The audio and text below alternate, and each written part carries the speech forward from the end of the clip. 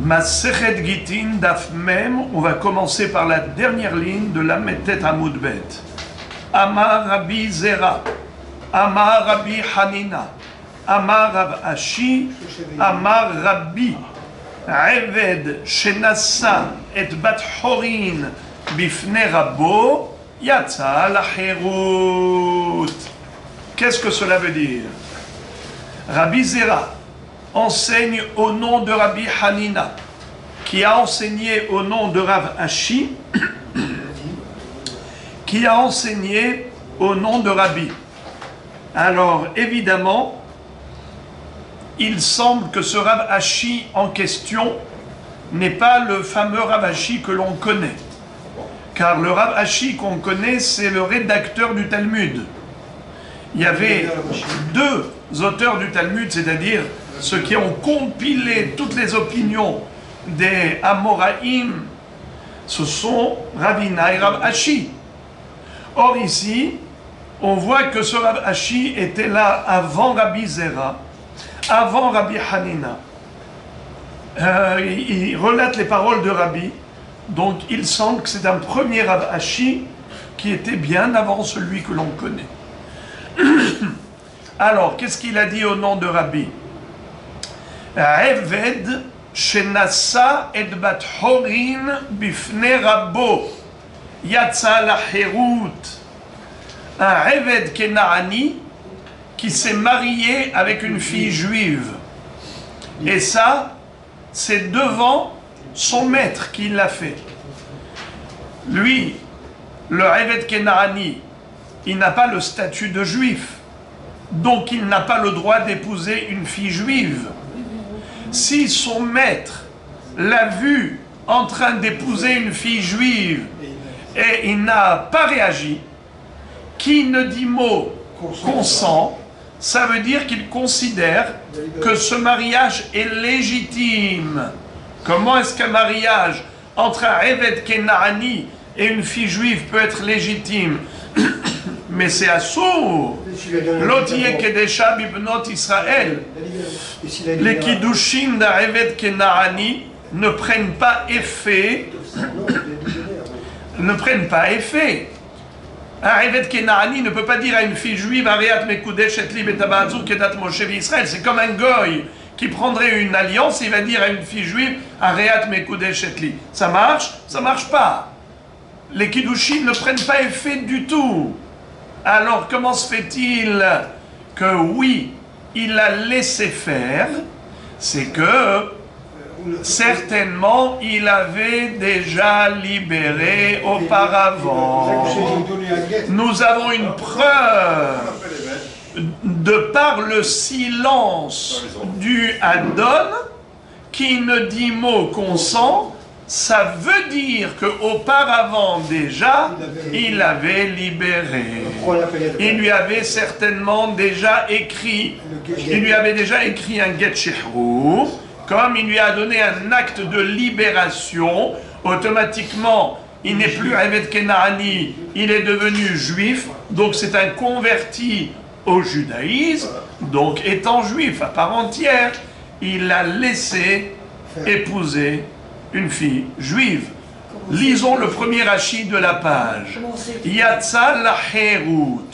Un Eved Kenaani qui a épousé une juive devant son maître, devant son propriétaire, eh bien nous disons que ce Eved Kenaani a été libéré. Qu'est-ce que ça veut dire il a été libéré? Pas maintenant libéré.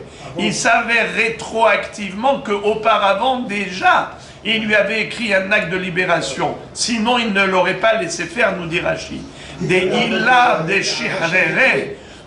S'il ne l'avait pas libéré auparavant, lo avashavikle le minsa bat horin. Il ne l'aurait pas laissé faire cette avéra d'épouser une juive. Alors, ça veut dire que le silence du maître en voyant son Eved Kenaani épouser une juive est la preuve qu'il a libéré déjà auparavant. Donc, au nom de qui Rabbi Zera a dit ça? Au nom de qui? Au nom de Rabbi. C'est lui le Tana. Amar lo Rabbi Yochanan. Rabbi Yochanan a dit à Rabbi Zera, Kol kach yesh beyadcha, ve'ani shone, hakotev shtar irusin leshifhato. Rabbi Meir omer mekudeshet, v'chachamim omrim ena mekudeshet. Qu'est-ce que ça veut dire? Rabbi Yochanan dit à Rabbi Zera, cette halakha que tu enseignes, elle est fausse. C'est-à-dire, ce que tu as dit au nom de Rabbi, c'est juste impossible. Pourquoi? Car moi j'enseigne une mahloket où il y a Rabbi Meir et Chachamim.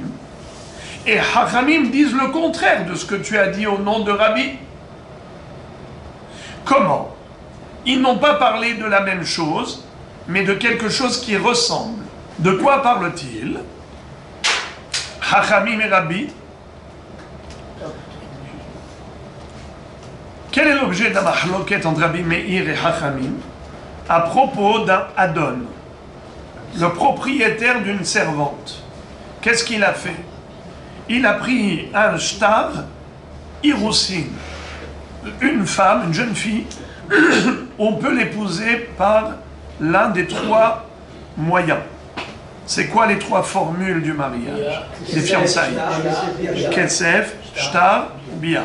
Soit kesef, donc c'est l'alliance, l'anneau, areat mekud deshetli, betabaat zo kedat Moshe Israël. Soit un shtar où il lui écrit areat mekud deshetli, l'ishtar ze kedat Moshe Israël, il lui donne le shtar, soit une relation intime, il ne mekadesh ota avec cela. Mais maintenant, on parle de quoi? D'un Adon, un maître, qui donne à sa servante un shtar où il y a écrit Hareat mekudesh etli. C'est sa servante. Est-ce qu'un Adon, juif, a le droit d'épouser sa servante? Assour. Il n'y a même pas de kiddushin tofsin, ça ne prend même pas effet. Eh bien, il est écrit comme ça. Un homme qui a écrit à sa servante Hareat mekudesh etli, et il lui a donné ce shtar à sa shifha. Rabbi Meir dit mekudeshet. Rabbi Meir dit que elle est mekudeshet. Pourquoi? Parce que si il ne l'avait pas libérée déjà auparavant, il ne se serait pas permis de faire cette avera, d'aller épouser une femme interdite. Et pourquoi elle est interdite? Parce qu'elle est servante. Si tu vois qu'il a épousé, c'est que certainement elle est permise. Comment elle est devenue permise? Eh bien, tout simplement, il lui avait donné déjà un acte de libération. Il lui avait déjà donné un get shehro. Et aujourd'hui, il lui donne un shtar irusin. Donc Rabbi Meir dit, cette jeune femme, elle est libre. Elle est bat horin. Mais kudeshet. Parce que si elle n'était pas juive, il ne l'aurait pas prise. Chachamim omrim, ena mekudeshet. Qu'est-ce que ça veut dire? Chachamim dit, ce n'est pas une preuve.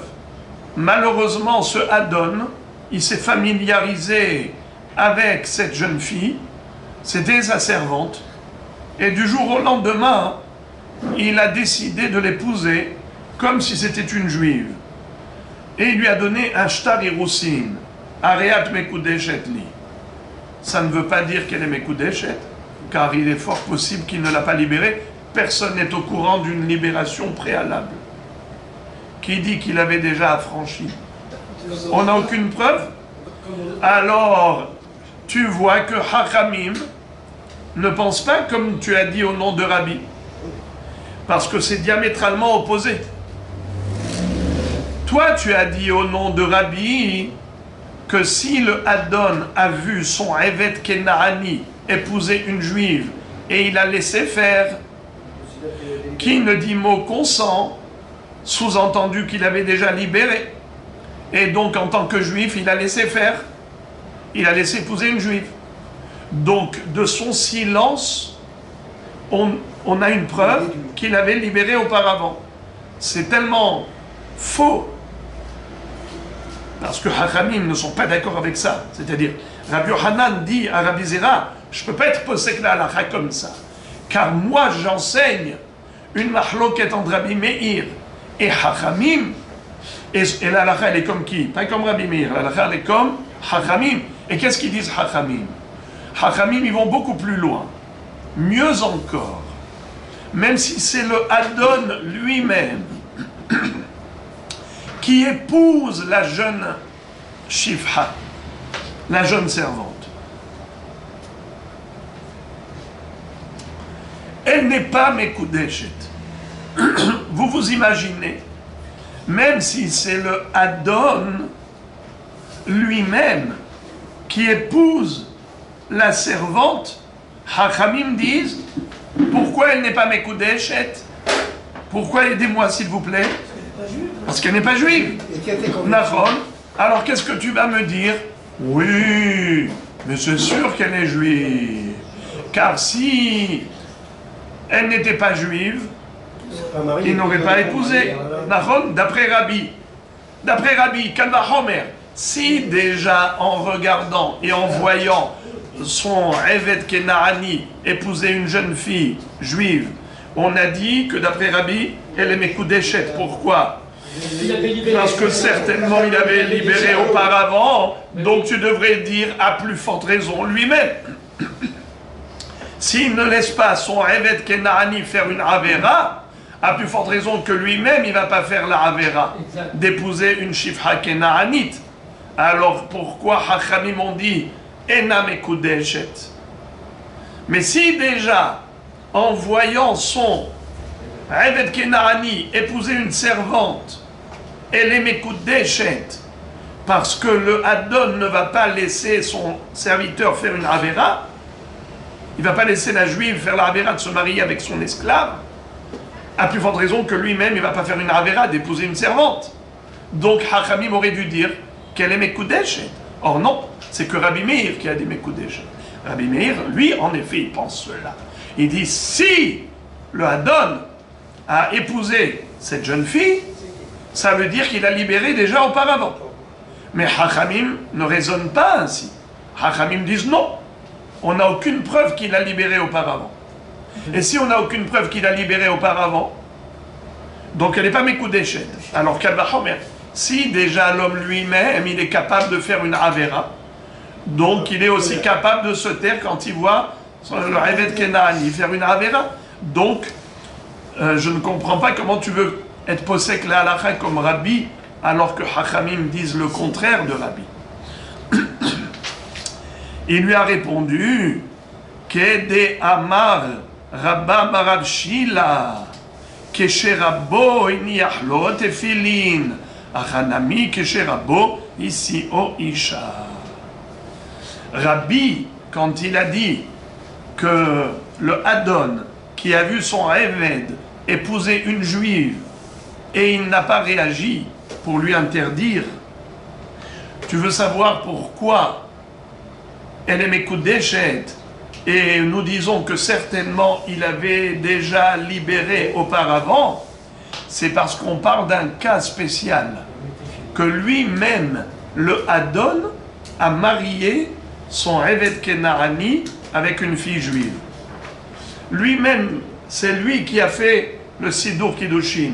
Il a pris le verre du Kiddush et dit Sabre Maranan Baruch Atan Boré Peria Gefen Asher Kideshanu Bemitzvotav Vetzivanu Ala Harayot Ve'asar Lanu Et Ha'arusot Ve'itir Lanu Et Hanesuot Lanu Al Yedei Chuppah Ve'Kiddushin Baruch Ata Hashem Mekadesh Amo Israël Al Yedei Chuppah Ve'Kiddushin.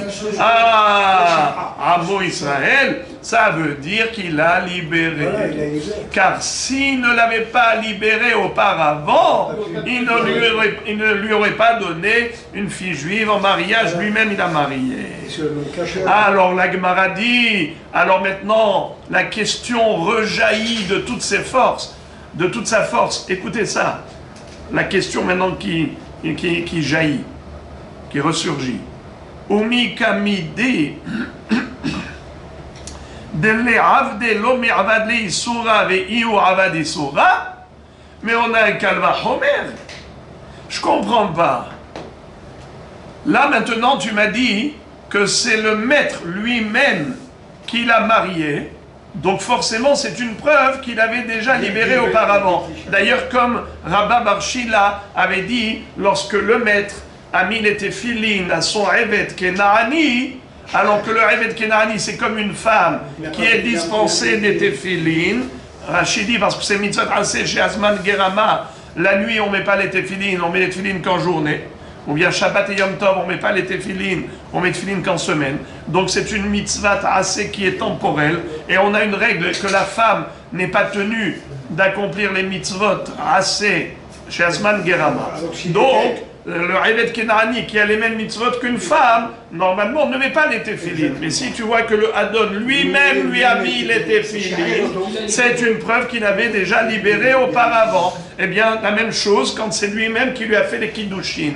Là, alors la Gemara pose la question, elle dit, alors dans ce cas-là, si tu dis que le Adon ne va pas laisser son Eved Kenaani faire une Avera, en tout cas, lui-même ne va pas lui faire une Avera, à plus forte raison que lui-même ne fera pas la Avera. Regarde, écoutez la question d'abord. La question de la Gemara, c'est que Kalva Homer, si déjà un homme ne va pas faire le Siddur Kiddushin de son Eved Kenaani avec une fille juive, parce que c'est assourd, vous avez une place ici. À plus forte raison qu'il ne va pas lui-même faire la Avera. Répétez s'il vous plaît la question. Répétez la question, ce que je viens de dire maintenant. Si déjà un homme ne va pas lui-même prendre le verre du Kiddush pour faire un mariage entre son Eved Kenaani et une fille juive, chose qui est interdite, parce qu'un homme ne va pas faire lui-même une Avera à son Eved Kenaani, à plus forte raison qu'il ne va pas faire une Avera lui-même. Et pourtant, Hachamim ont dit, lorsqu'un homme a écrit un shtar kiddushin à sa shifha, eh bien, il n'est pas Mekudeshet. Mais comment? Lui-même, il a donné un shtar irusin. Il a écrit Re'at Mekudeshet li beshtar ze kedat Moshe ve Israël. Et ce shtar, il a donné à sa propre servante. Mais sa servante, il n'a pas le droit de l'épouser. S'il lui a donné, certainement qu'il a déjà libéré auparavant. Et pourtant, Hachamim m'ont dit pas du tout. Ena Mekudeshet. Rabbi Meir, oui, en effet, il raisonne ainsi. Mais Hachamim ne raisonne pas ainsi. Alors je ne comprends pas. C'est antinomique. C'est paradoxal. Je répète. Tu as dit que la halakha est comme Rabbi et la halakha est comme Hachamim. Car il n'y a pas de contradiction entre eux. Rabbi parle du cas, non pas d'un Adon qui a vu son Eved Kenaani se marier avec une juive, mais que lui-même il l'a marié. Puisque c'est lui-même qui l'a marié, c'est sûr qu'il ne va pas lui-même lui faire une Avera. De la même façon que quand lui-même il lui a mis les téphilines, c'est une preuve que déjà auparavant il avait affranchi. Ainsi, quand lui-même il l'a marié sous la choupa, c'est sûr qu'il a déjà libéré auparavant. Si c'est vrai, dans ce cas, à plus forte raison que ça doit être vrai dans le cas où lui-même il épouse la shifha. Et il lui dit, écrit un shtar, Areat Mekudeshet. C'est une preuve qu'il a déjà libéré. Alors pourquoi Hachamim ont dit Enna Mekudeshet? Pourquoi il se base Hachamim? C'est la Kushia de la Gemara. Réponse. Amar Rav Nachman bar Yitzchak, Achabe May Askinan, de Amar la Tsei bo Veitkatshi bo. Rabbi Meir Savar, Yesh balashon הזה, לשון שחרור. ורבנן סברי, אין בלשון הזה, לשון שחרור. Alors la Gemara, elle fait encore la paix entre Rabbi et Hachamim. Comment? Elle dit, Bichlal, il ne parle pas de la même chose. Car la mahloket de Rabbi Meir et Chachamim et le sujet de Rabbi n'ont rien à voir. Rabbi a parlé, comme on a dit, du Adon qui a pris le verre du Kiddush et il a fait lui-même les Kiddushin avec entre son Eved Kenaani, une fille juive. Alors là, en effet, c'est une preuve qu'il avait déjà forcément libéré auparavant. Mais ici, pourquoi alors Chachamim disent que même lorsque lui-même il écrit un shtar irousin à cette shifra kenaanite, pourquoi Enamekudeshet? On devrait dire la même chose. C'est une preuve qu'il avait déjà libéré auparavant. Réponse. Rabbi Meir et Chachamim parlent du cas suivant. Le Adon n'a jamais écrit un acte de libération à sa servante auparavant. Maintenant, il a écrit dans ce shtar, il a écrit la chose suivante. Écoutez ce qu'il a écrit dans le shtar des Kiddushin. Tseibo v'itkachilibo. Rabbi Meir savar yesh balashon azeh lashon shehrur. Verabanan savre en balashon azeh lashon shehrur. La mahloket entre eux, elle est dans le cas où le bonhomme, quand il a donné à sa servante un shtar de Kiddushin, selon Rabbi Meir, il a voulu s'en servir en même temps de shtar shehrur, que ça serve pour deux choses, get shehrur et shtar irusin, que ce papier-là ait un double effet. Un double effet. Premièrement, ça libère la servante. Deuxièmement, ça la consacre à son... Ça lui permet à lui de la fiancer, de l'épouser. Alors, quand il lui a écrit Tseibo, Veitkachibo, Rashi explique, Rabbi Meir savar yesh balashon azeh, areat mekudeshet li, lashon shehrur, ve'arika amar, Heve reouya leitkadesh libo vitkachibo. Que tu sois apte au Kiddushin grâce à ce papier, et grâce à ce papier, tu vas pouvoir m'épouser. C'est-à-dire que, du fait que le Adon ait écrit Tseibo vitkachibo, ça veut dire que, en même temps que tu vas m'épouser, tu seras libéré. Parce que quand je veux t'épouser, évidemment, c'est que je veux t'épouser en tant que femme cachère. Si je veux t'épouser en tant que femme cachère, c'est que j'ai exprimé au travers de ce shtar irousin ma volonté de te libérer. Donc il veut, par le biais de l'acte des Kiddushin, la libérer. Eh bien, Rabbi Meir dit pourquoi pas? Ça marche. Le même papier sert aux deux fonctions, libération et mariage. Tandis que Hachamim disent que non, il n'y a pas ici un get shehrur. C'est pas un lachon de shehrur. Areat mekudeshet li, ce n'est pas un langage de libération, d'affranchissement.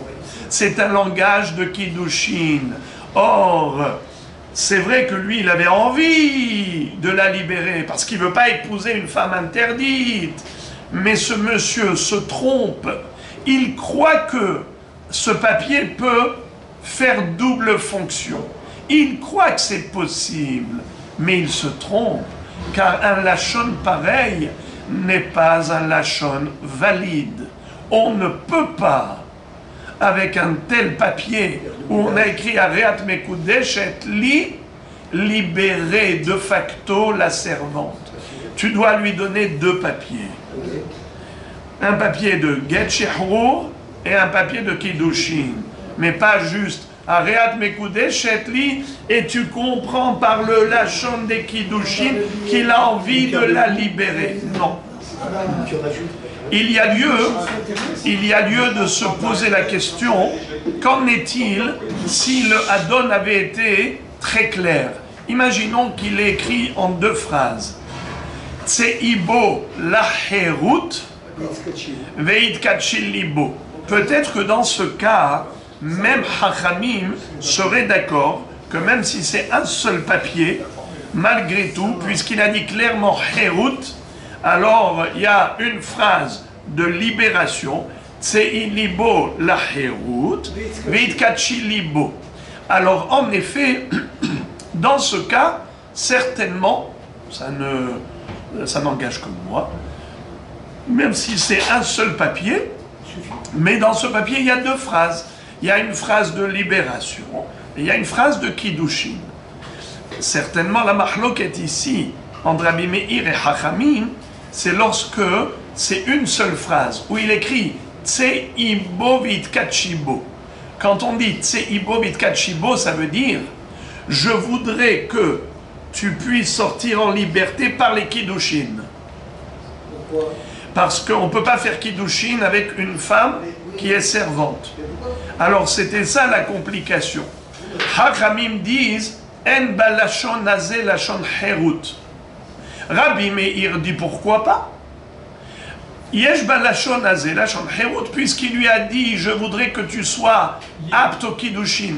Je suis Mekadesh Otar dans la mesure où tu es apte au Kiddushin. Donc du fait que je te dis Areat Mekudeshet, et je t'ai dit Tseibo vitkachibo, alors en effet c'est un lachon herut. Mais Hachamim disent, il n'a pas dit clairement Tseibo la herut. Il a écrit Tseibo vitkachibo, ça veut dire que ce qui va te libérer c'est les Kiddushin. C'est ça qui va être Motzi Otar. Tseibo vitkachibo dans le sens où le hitkachi, c'est lui qui fait le tsei. Eh bien, Hachamim dit, excuse me, on n'a jamais vu un lachon de herut par Kiddushin. Mais Rabbi Meir dit que ça suffit. C'est suffisant.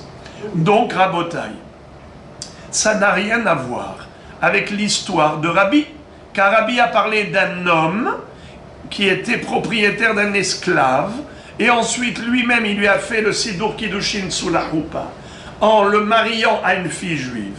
Alors là on dit, pourquoi Yatsa la Herut? Non pas que maintenant il est Yotse la Herut par les Kiddushin. C'est une preuve que rétroactivement, il avait déjà libéré autrefois en bonne et due forme, en faisant un acte de libération classique avec Atab ben Horin. Et une fois qu'il a libéré, maintenant il le marie. Donc ce sont deux sujets totalement différents. Rabbi parle de la preuve, que les Kiddushin c'est une preuve qu'il a libérée autrefois. Et Rabbi Meir et Hachamim ne parlent pas de preuve. Ils parlent de la libération aujourd'hui. Est-ce qu'on peut libérer via Kiddushin ou on ne peut pas libérer via Kiddushin? C'est ça la mahloket. Ça c'est un autre sujet. Donc il n'y a pas de confrontation entre Rabbi et Hachamim. C'est ce que Rabbi Zera répond à Rabbi Yohanan. Parce que Rabbi Yohanan s'étonne, il dit Rabbi Zera, quoi tu es possède comme Rabbi? C'est impossible d'être possède comme Rabbi, vu que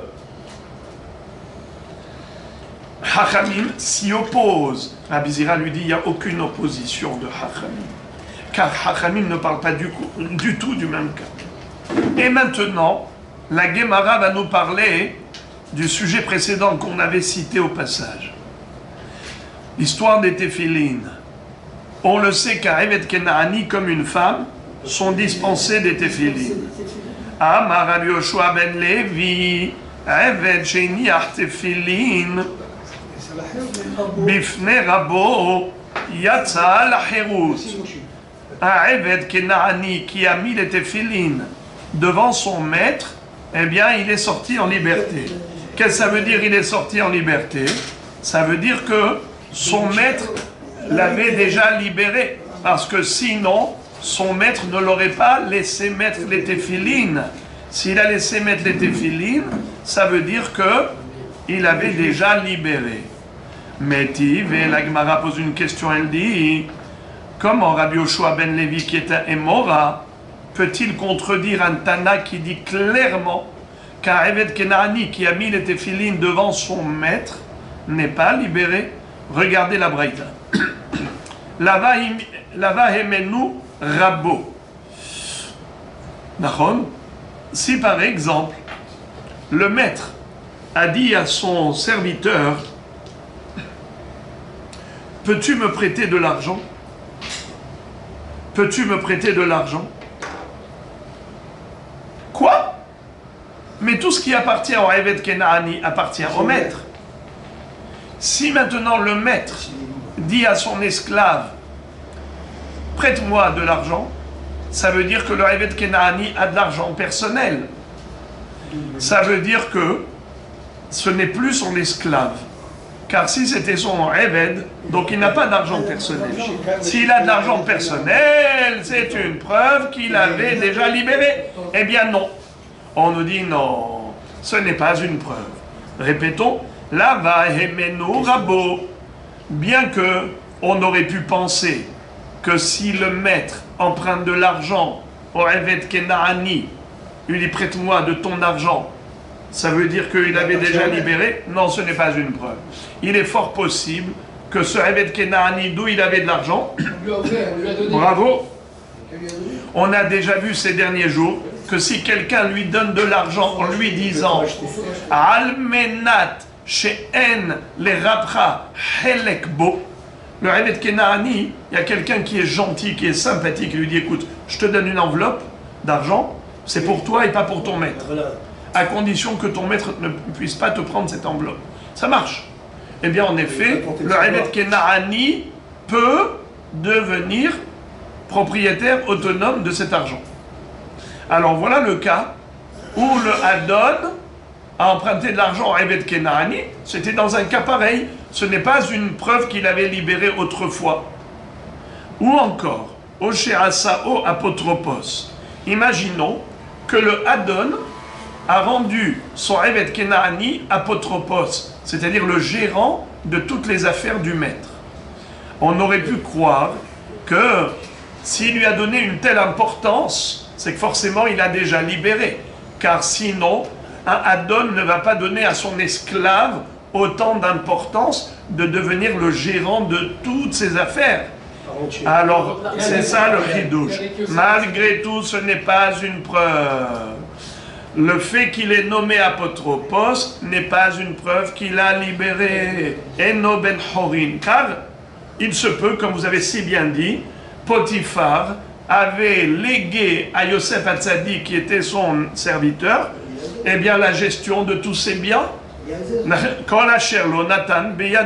Donc ce n'est pas une preuve qu'il a libéré. Ou encore, Osheniach tefilin bifne rabbo. Le Eved Kenaani a mis les tefilin devant son maître. Et son maître s'est tu. Tu aurais pu croire que le silence du maître, c'est une preuve qu'il avait déjà libéré. Non. Oshekarash losha psukim et bet hakneset bifne rabbo. Si par exemple, un Eved Kenaani est monté à la Torah, n'est-ce pas? Un Eved Kenaani, en général, ne monte pas au Sefer Torah. Et là, on a fait monter le Eved Kenaani, et le Rav c'est qui Rabbo? Son maître était présent dans le Minyan, Tfilat Shacharit, et il voit son Eved Kenaani monter et lire les 3 psukim, parce que le minimum de lecture, c'est 3 psukim. Et il a lu les 3 psukim, et il n'a rien dit. Alors tu aurais pu croire que c'est une preuve qu'il a déjà affranchi. Eh bien non, pas du tout. Il est monté, il a lu la Torah, ce n'est pas habituel. De manière exceptionnelle, ça s'est fait. Le Rav a gardé le silence, mais en aucun cas tu ne peux déduire de là que ce silence veut dire qu'il a libéré autrefois. Non. Et donc le Eved reste Eved. Alors qu'est-ce que nous voyons clairement dans cette baraïta? Le contraire de ce qu'a dit Rabbi Yoshua ben Levi. Rabbi Yoshua ben Levi a dit qu'un Eved qui a mis les téphilines devant son maître et son maître s'est tu, ça veut dire qu'il avait déjà libéré et donc il est ben Horin. C'est un juif à part entière. C'est un homme libre. Parce que les Avadim n'ont pas l'habitude de mettre les téphilines comme les femmes qui ne mettent pas les téphilines.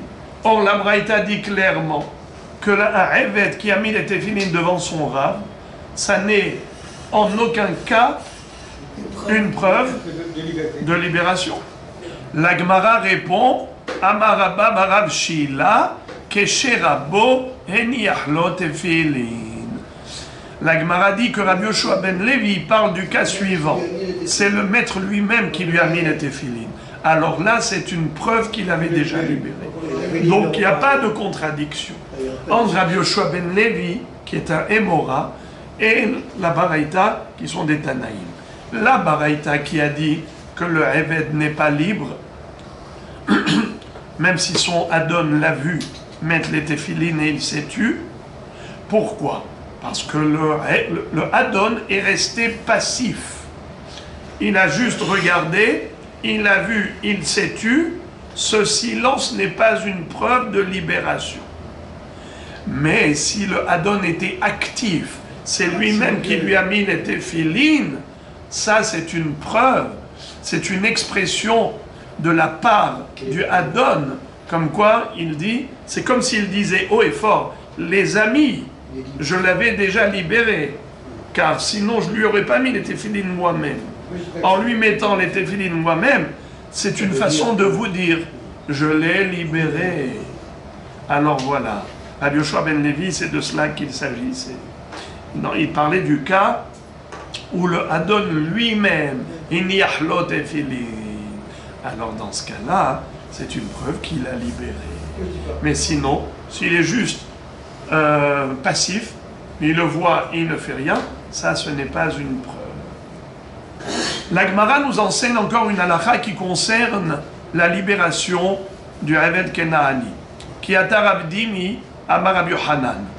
Rabdimi était l'élève de Rabbi Yochanan en Eretz Israël, mais un jour il a voyagé vers la Babylonie. Quand il est arrivé à Bavel, il a enseigné au nom de Rabbi Yochanan la halakha suivante. Mi she'amar besha'at mitato, si quelqu'un qui était mourant et qui a dit avant de mourir, ploni shifhati alishtabeduba, c'est-à-dire alishtabeduba le'achadmoti. Il a dit, il a ordonné un testament et il a dit verbalement, ma servante, je ne veux pas que mes héritiers la servissent. Je ne voudrais pas qu'elle continue d'être la servante de mes héritiers. Kofim et ayorshin vekotvin la get shehrur. Qu'est-ce que ça veut dire? Qu'est-ce qu'il voulait dire le maître? En fait, les héritiers ne sont plus propriétaires. Je m'explique. Je vais expliquer, c'est très subtil. On va couper le cheveu en deux. Non, écoutez. Écoutez. Quand il dit Alishta Bedouba, on a dit que on imposera aux héritiers l'écriture d'un acte de libération. Kofin et ayorshim vekotvin la get shehrur. Les amis, pourquoi on impose aux héritiers d'écrire un get shehrur? Pourquoi? D'après vous? Parce qu'il était mourant quand il l'a dit. Attendez. Normalement, vous n'étiez pas là hier, c'est pour ça que vous dites ça. On a appris que les héritiers héritent des Avadim Kenaanim automatiquement. C'est un passouk de la Torah.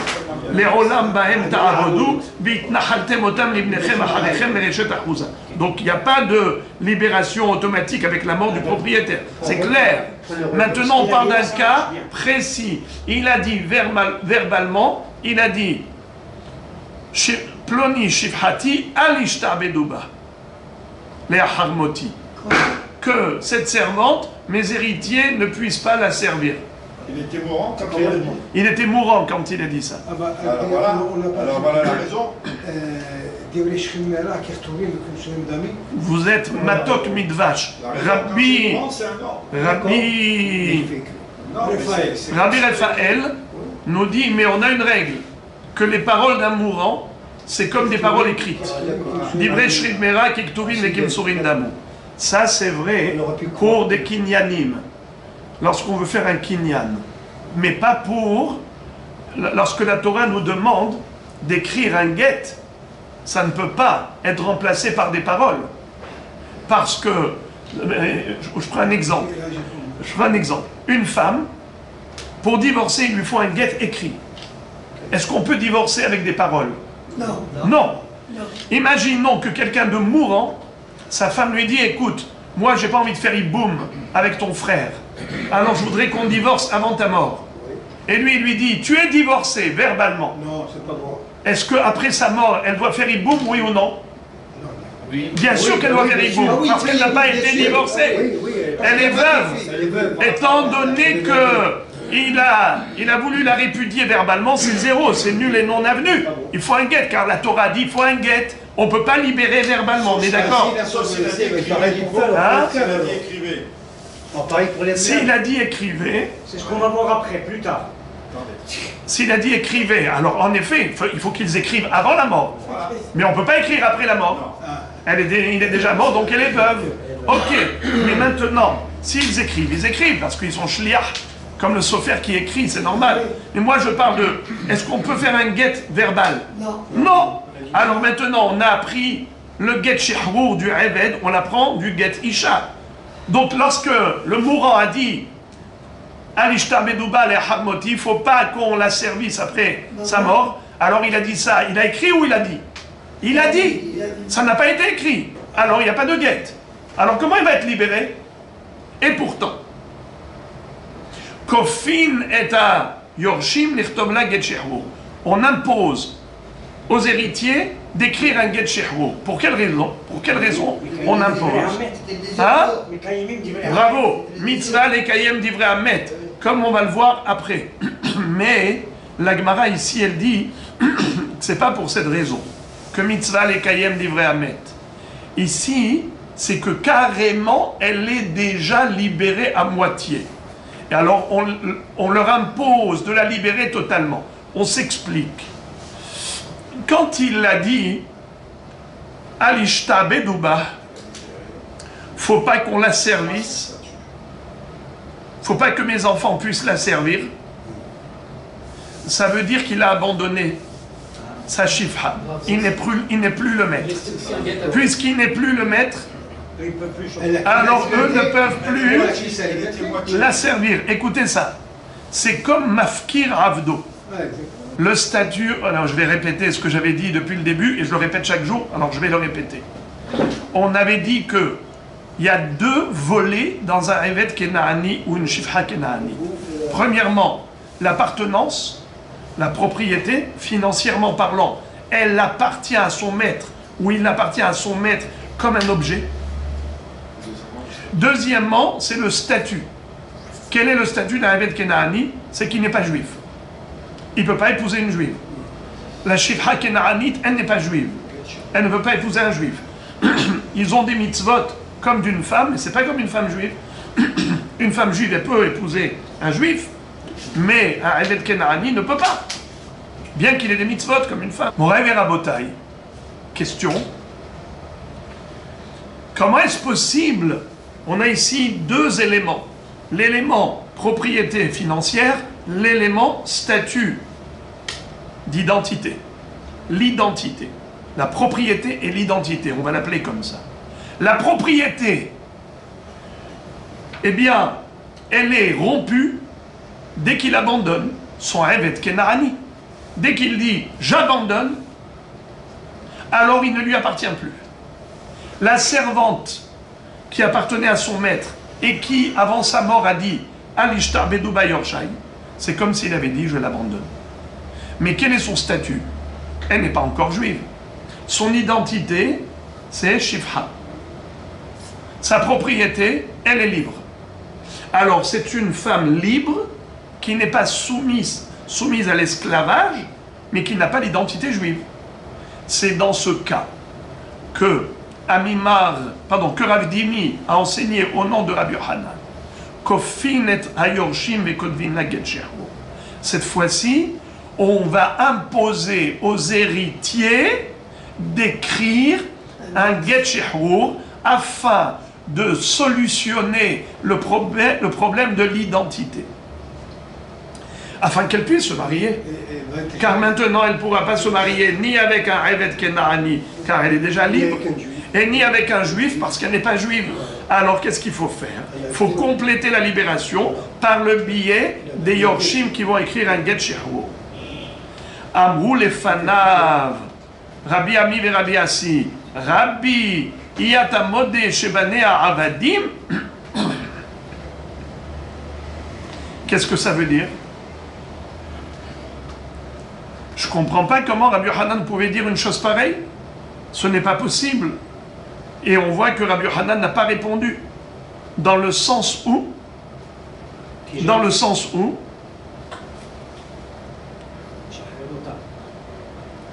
quel est le statut de ces enfants à cette Shifra Kenaanite?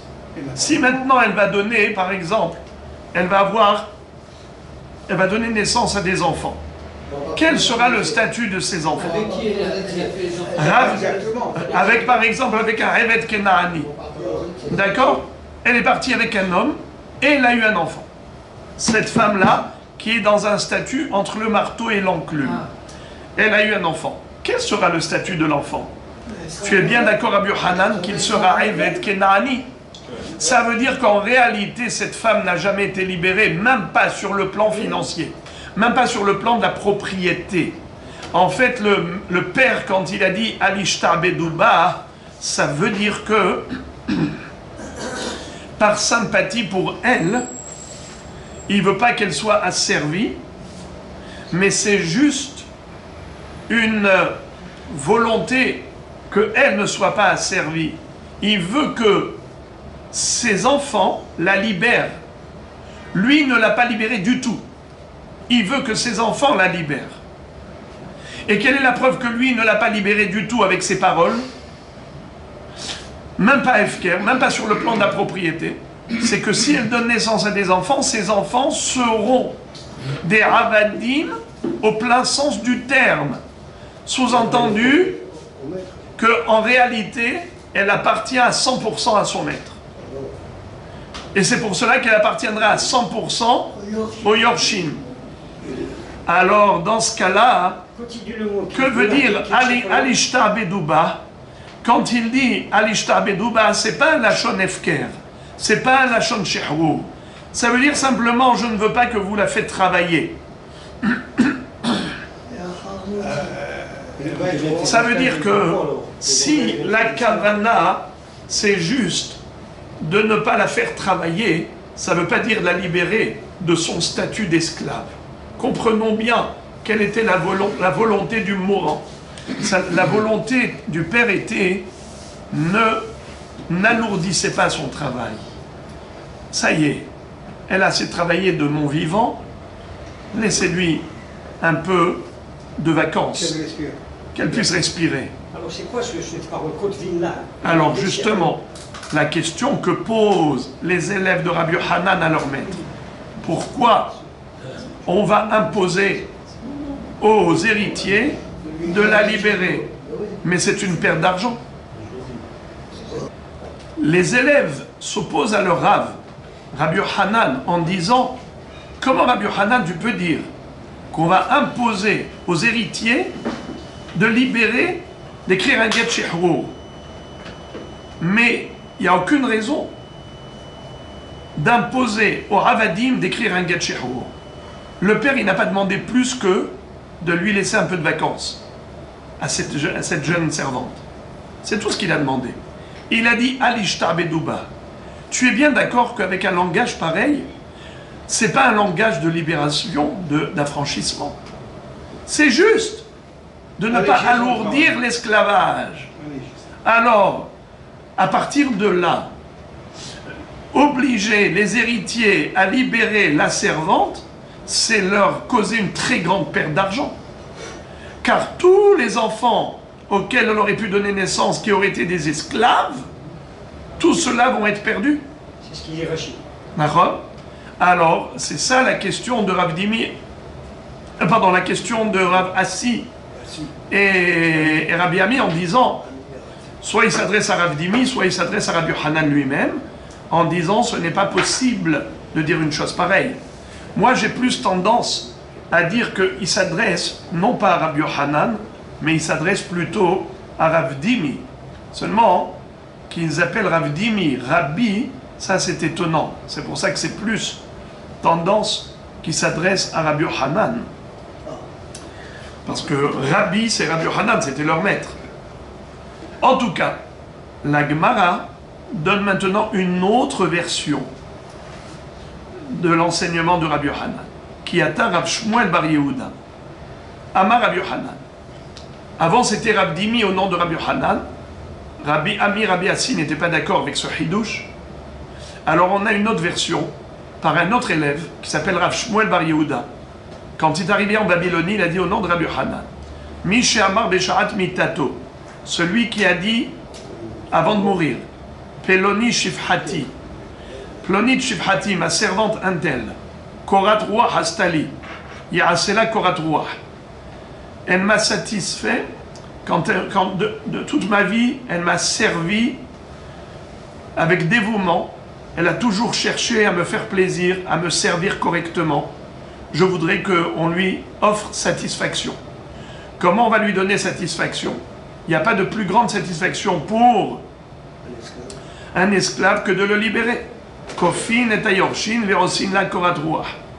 Alors, dans ce cas, on obligera les héritiers, on les obligera à libérer cette servante. Maïtama, mitzvah le kayem divrei hamet. Car en effet,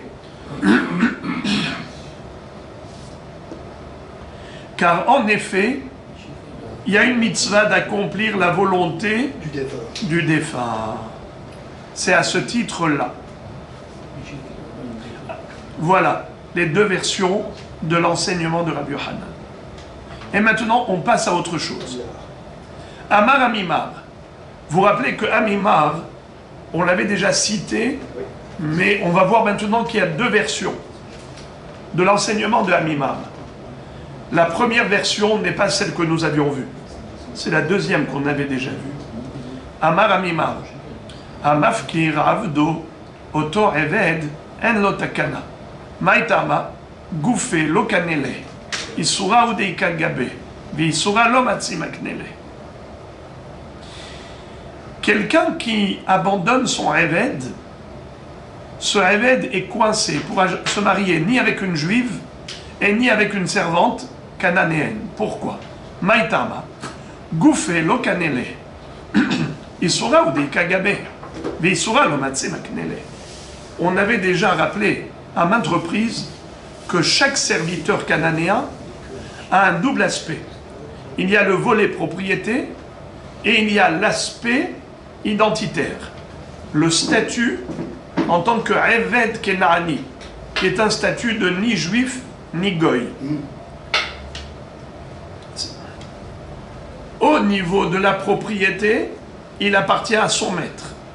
Au niveau du statut, eh bien, il a le statut de Eved Kenaani, c'est-à-dire bien qu'il ait les mitzvot d'une femme, mais il ne peut pas se marier avec une juive. Il peut se marier avec une servante. Mais maintenant, lorsque son maître l'a libéré, donc le Adon n'a plus de propriété, ce Eved n'est plus la propriété de son maître. Il est libre, financièrement parlant, il n'a plus de possession, il n'a plus de maîtrise sur lui, il ne lui appartient plus. Mais d'autre part, comme il ne lui a pas donné de get shehrour, il a quoi comme statut au niveau identitaire? Il est ni juif, ni Eved Kenaani. Il n'est plus Eved Kenaani car il n'appartient à personne. Et il n'est pas juif parce qu'il n'avait pas reçu de get shehrour. Qu'est-ce que vous allez me dire? Oh ben, c'est pas difficile. Qu'il lui écrive maintenant un get shehrour. Réponse, nous dit Amimar, impossible. Car n'est habilité à écrire un get shehrour que celui qui est propriétaire financièrement parlant de ce Eved Kenaani.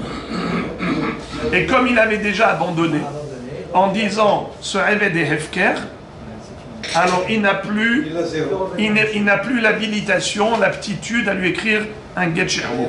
Ce Eved Kenaani en lo takana, il est bloqué ad vitam aeternam. Il ne pourra ni se marier avec une juive ni avec une servante. En effet, Amimar, ici, il est en contradiction avec ce qu'on avait appris. Regardez, Amar le Ravashi le Amimar, Ve'amar Olam Rabbi Yochanan, Rabbi Chiya bar Ravin amar Rav, Echad ze ve'echad ze, Yatsa la Hirut, Ve'tzarir get Shihrur. Alors, regardez Rabotai, comment Rav Ashi adresse à Amimar une objection très forte. Il lui dit, mais tu contredis tout ce qu'on a appris. Rabbi Yochanan avait dit qu'il fallait qu'il lui écrive un get shihrur. Qui? Mafkir Avdo. Pareil, Rav l'avait dit. Aussi bien Rabbi Yochanan comme Rav, tous les deux nous disent Echadze vechadze. Vous vous rappelez c'est quoi Echadze vechadze? Soit Makdish Avdo, les Bet Amikdash, soit Mafkir Avdo. Dans les deux cas, c'est écrit Tsarir Yatsa la Herut Vetsarir get shihrur. Il est libéré, mais sur le plan identitaire, il a besoin d'un get shihrur. Alors tu vois que le get shihrur est valable. Justement, il faut un get shihrur. Alors c'est la kushia. Comment, Amimar, tu dis que personne ne peut lui écrire maintenant un get shihrur et ce Evet Kenaani, En lo takana, il est bloqué parce qu'il est entre le marteau et l'enclume? Ce n'est pas vrai. Aussi bien Rabbi Yochanan comme Rav, tous les deux ont dit Yatsa la Herut Vetzarir get shihrur. Quand on dit Tzarir get shihrur, il faut un get shihrur. Sous-entendu que le Hadon est encore habilité à lui écrire un get shihrur. Pourquoi toi tu dis non? Alors regardez comment Amimar tire son épingle du jeu, c'est incroyable. C'est trop beau. Amarle Tzarir ve'en lo takana. Tzarir ve'en lo takana. Il dit au contraire, tu apportes de l'eau à mon moulin. Qu'est-ce qu'ils ont dit, Rabbi Yochanan? Que le hefker, ça ne suffit pas. Contrairement à Shmuel, vous vous rappelez? Qu'est-ce qu'avait dit Shmuel? Shmuel avait dit Hamafkir avdo yatsa la hirut ve'eno tsarir get shihrur. Celui qui abandonne son Eved, eh bien il a coupé déjà le cordon ombilical avec son serviteur, donc ce n'est plus sa propriété, et même sur le plan identitaire, il est devenu juif. Il n'a même pas besoin de get shihrur. Get shihrur, c'est seulement lorsqu'il m'appartient. Mais si je l'ai abandonné, il ne m'appartient plus, même pas besoin de get shihrur. Ça, c'est Shmuel. Mais Rabbi Yochanan, tous les deux s'opposaient à Shmuel. Et ils avaient dit, Tsarir get shihrur.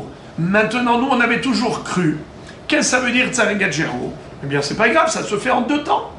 D'abord, il a abandonné, donc il a coupé le cordon ombilical avec son Evet Kenaani. Ce n'est plus sa propriété, mais sur le plan identité, il n'est pas encore juif, eh bien il écrit un get shihrur, et voilà maintenant qu'il a le statut de juif. C'est comme ça qu'on a compris. Le Hadon, Amimar dit, le Hadon, il doit lui écrire, mais il ne peut pas lui écrire, alors le Eved n'a plus de takana. Waouh! Amimar te dit, Rabbi Yochanan et Rav, tu les as mal compris. Tu as cru, quand ils ont dit, à Mafkir Avdo, Tsarir lichtov lo get shihrur, Yatsa la Hirut ve'tzarir lichtov lo get shihrur, tu as cru que s'il écrit un get shihrur, ce sera valable, ce sera valide. Faux.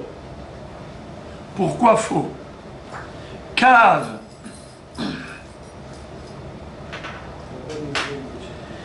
il ne peut plus lui écrire le get shihrur. On ne peut écrire un get shihrur qu'un Eved qui nous appartient. Mais s'il a abandonné, il ne lui appartient plus. Alors au niveau statutaire, au niveau identitaire, on ne peut rien faire. Ce Eved, en lo takana, il ne pourra jamais épouser ni une juive, ni une shifra kena. Ika de Amré. Et maintenant, nous allons voir la version de Amimar que nous avions déjà vue. Ça correspond à ce qu'on avait étudié. Ika de Amré.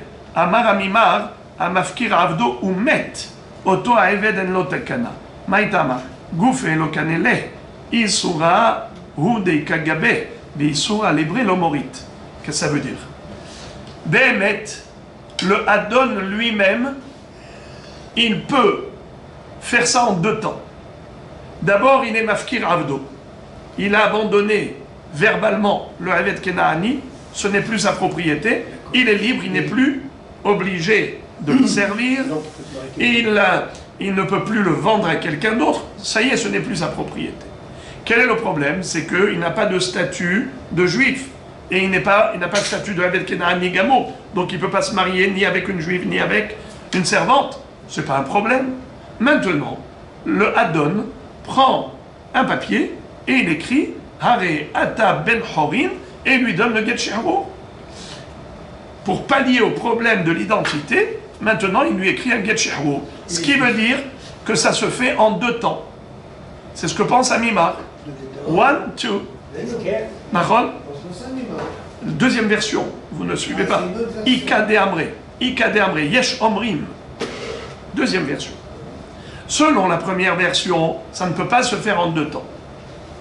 Selon la deuxième version, ça peut se faire en 2 temps. Alors, seulement, Rabotin, écoutez bien. Puisque ça peut se faire en 2 temps, tout va bien, oui? Ok? Quel est le problème? Il a été mafkir Avdo, et donc il ne peut plus le vendre, ok? Ce n'est plus sa propriété financière. Mais, ce Eved a un problème, c'est qu'il est entre le marteau et l'enclume au niveau identitaire. Eh bien, il n'y a pas de problème, il lui écrit un get shihrour. Quel est le chidouche de Amimar? Jusque-là, il n'y a pas de chidouche. Chidouche, voilà, écoutez bien. Si le Adon, après l'avoir abandonné, il n'a pas eu le temps d'écrire le get shihrour, il est mort. Normalement, qui est-ce qui hérite du père? C'est les héritiers, les enfants, n'est-ce pas? Mais ça, c'est seulement s'il était Eved Kenaani à part entière. C'était la propriété du père, c'est devenu la propriété des héritiers. Mais étant donné que le père l'avait déjà abandonné, donc il a déjà coupé le cordon ombilical au niveau propriété. Il a déjà libéré. Qu'est-ce qu'il manque? Il manque que le get shihrour. Les héritiers ne sont pas habilités à écrire le get shihrour, car eux ne peuvent hériter que de l'argent du père. Or, il n'était pas l'argent du père. Ce Eved n'était plus la propriété du père. Donc, ils n'ont pas hérité de cet esclave. Donc, ils ne peuvent pas agir dans ce cadre. Ils ne peuvent pas lui écrire un get shihrour, car ce qui reste, c'est que l'identité. Eux, ils n'ont pas hérité de l'identité du Eved, ce qu'on appelle Issoura. Ils ne peuvent pas hériter que du Issour. Le Issour, il vient avec l'argent. S'ils ont hérité de la propriété du père, le Eved Kenaani faisait partie du patrimoine héréditaire, alors en effet, ils sont maîtres des deux, de l'aspect financier et de l'aspect identitaire. Mais là, l'aspect financier a été rompu, a disparu par l'abandon du père, le hefker du père. Ensuite, il est mort, donc il n'y a pas de propriété, ils n'ont pas hérité du Eved. Alors qu'est-ce qu'ils peuvent faire? Rien. Oto Eved en lotakana. Le père, il aurait pu écrire un get shihrour en 2 temps. Étant donné qu'il aurait pu écrire le get au début, et ça aurait fait le double office, ça coupe le cordon ombilical et ça donne un statut de juif, ça peut se faire en une seule fois, ça peut se faire en 2 temps. D'abord, il abandonne, donc ce n'est plus sa propriété, et ensuite, pour l'identité, il lui écrit un get shihrour. Selon Amimar, le Adon, il peut faire ça en une seule fois ou en 2 temps. Mais c'est seulement lui. Mais ses héritiers, eux, s'ils n'ont pas hérité de l'aspect financier, ils ne peuvent pas hériter uniquement l'aspect identitaire. Et donc, ce Eved Kenaani n'a pas de takana. Il ne pourra jamais se marier. Comme ça. Il n'appartient à personne. Ça veut dire qu'au niveau de l'appartenance, il est soumis à personne, il n'est pas asservi, mais il ne peut pas se marier parce que son statut est un statut ni de Eved Kenaani, ni de... Il ne peut pas être acheté. Il ne peut pas se reposer sur Shmuel. Il se marie à une Goya alors. On parle de Amimar, nous, maintenant. On parle de Amimar. Amar le Ravashi, comment? Il se marie à une Goya. Has v'shalom. Bah, il n'est pas juif. Mais il n'est pas goy. Ah bah oui, mais on peut pas- Alors vous n'étiez pas là cette semaine, ce n'est pas grave. J'étais pas là, mais- Alors on va vous dire quelque chose. Non mais c'est pas grave, vous allez apprendre de ce qu'on a appris. En un mot. Vous savez qu'un Eved Kenaani, dès qu'il est acheté par son maître, il fait la Brit Mila, il fait la Tevila. Circoncision et trempage au mikvé.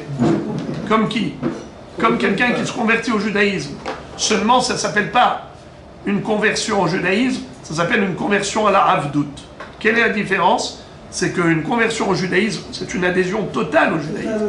Or ici, juste il sort du goïsme, mais il ne rentre pas dans le judaïsme. Il est en... D'accord? D'ailleurs, parce que ça s'appelle Mila Vetvila Shel Avdout. et pas chez l'Yahadout. Il a juste les mitzvot d'une femme quand il est Eved Kenani, mais il ne peut pas épouser une juive. Or, s'il avait eu une vraie conversion au judaïsme, il aurait pu épouser une juive. Et il ne serait pas serviteur.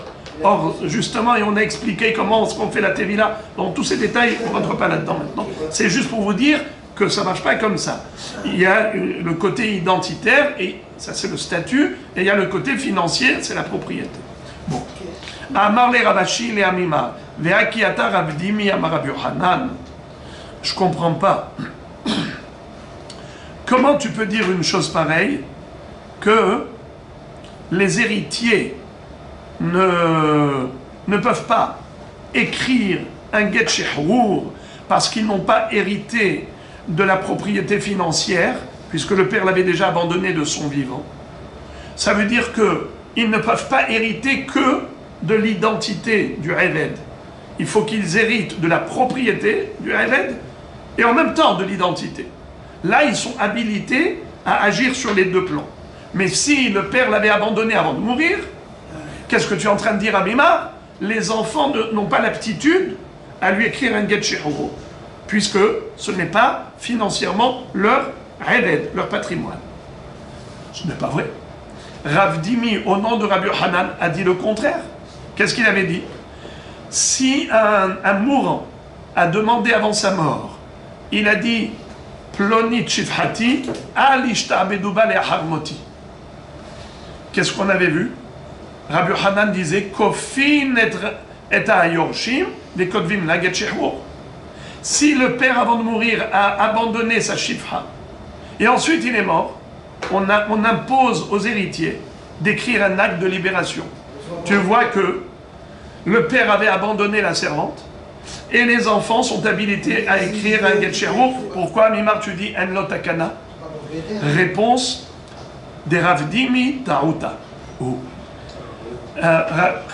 Amimar répond en disant ne me pose pas cette question, car tu le sais très bien, tu connais la réponse toi-même. Que Rav Dimi, on l'a réfuté et on l'a repoussé des deux mains. On avait dit que ce qu'il avait dit, c'était une erreur. Rappelez-vous, qu'est-ce que Rabbi Assi avait dit? Quoi? Cette servante-là, si elle donne naissance à des enfants, est-ce qu'ils sont esclaves? Oui, ils sont esclaves. Ce qui veut dire que ce lachon-là, de Alishta Bedouba, ça ne voulait pas dire qu'il a abandonné sa servante de son vivant. Ça voulait juste dire, laissez-la un peu respirer, la pauvre. Moi, j'ai déjà fait assez travailler de mon vivant. Elle a beaucoup travaillé. Donnez-lui un peu de vacances. Ça ne veut pas dire libérez-la. Ça veut dire juste donnez-lui un peu de répit. Laissez-lui un peu de répit au niveau de la main-d'œuvre. Ne la faites pas travailler, pas trop de manutention. Mais elle reste avec le statut d'esclave à part entière. D'ailleurs, ses enfants sont des esclaves. On ne va pas faire perdre cet argent aux enfants, aux héritiers. Donc, ce qu'avait dit Abdimi, qu'on impose aux enfants d'écrire un get shehrur, ta'out. C'est faux. C'est faux. Rabbi Yochanan n'a pas dit ça. Quelle était la bonne version des paroles de Rabbi Yochanan? C'est comme un autre élève, pas Abdimi, Rav Shmuel Bar Yehuda avait dit. Il avait dit quoi? Mitzvah lekayem divrei hamet. C'est pas qu'elle est abandonnée du vivant du père. Et ensuite, on demande un get shehrur aux enfants pour lui changer le statut de shifha à femme libre. Non, c'est pas de cela qu'il s'agit. Ils ont hérité à 100% de la servante. Et là, on leur dit, votre papa, vous avez entendu ce qu'il a dit? Votre papa avait dit, elle m'a fait plaisir, je veux lui faire plaisir. Cette servante, Astali Korat Ruach, je veux lui faire Korat Ruach. S'il vous plaît, mes enfants, libérez-la. Puisque le père a émis cette volonté, dernier souhait avant sa mort, mitzvah le kayem divrei hamet. Mitzvah d'accomplir la volonté du mort. Mais c'est à 100% leur esclave. Cette servante, elle n'a jamais été libérée du vivant du père. Donc ça ne contredit en rien de ce que j'ai dit. Moi, qu'est-ce que j'ai dit? J'ai dit que si le père l'a abandonnée, les enfants ne peuvent plus lui écrire le get shehrour, car les enfants ne peuvent pas hériter que du statut du Eved, sans hériter de la propriété du Eved. C'est ce que j'ai dit. Quelle est votre question? Rabbi Hanan me contredit? Il me contredit selon Rav Dimi, mais cette version a été complètement réfutée. On a retenu que la deuxième version, que les héritiers doivent accomplir la volonté du père, c'est-à-dire ils ont hérité financièrement de cette servante. Là, ils ont une mitzvah d'écrire le get. Amarle, maï ta'uta de lo amara belashon shehrour, ha amara belashon shehrour, hachinami. Il lui a dit, mais attends, pourquoi Rav Dimi a été réfuté? Parce que, a priori, le Adon n'avait pas employé un langage de shehrour. Il avait dit Alishta Bedouba. Je ne veux pas qu'on la service, qu'on la fasse travailler. Alors, Rav Dimi avait dit que c'est un langage d'abandon. On l'a réfuté en disant ce n'est pas un langage d'abandon, c'est un langage de repos. Il veut qu'on la soulage, il veut la soulager, il veut qu'on allège le travail. C'est la raison pour laquelle on avait réfuté. Amar le Anna Kederav Shmuel Bar Yehuda Svirali. C'est-à-dire que, en effet, moi je considère que Rabbi Hanan n'avait jamais dit ça. Pour moi, la bonne version des paroles de Rabbi Hanan, c'est comme Rav Shmuel Bar Yehuda, comme on a dit, qui avait dit que c'est une mitzvah les kayem, d'ivrei hamet, une mitzvah d'accomplir la volonté du maître, la volonté du mort.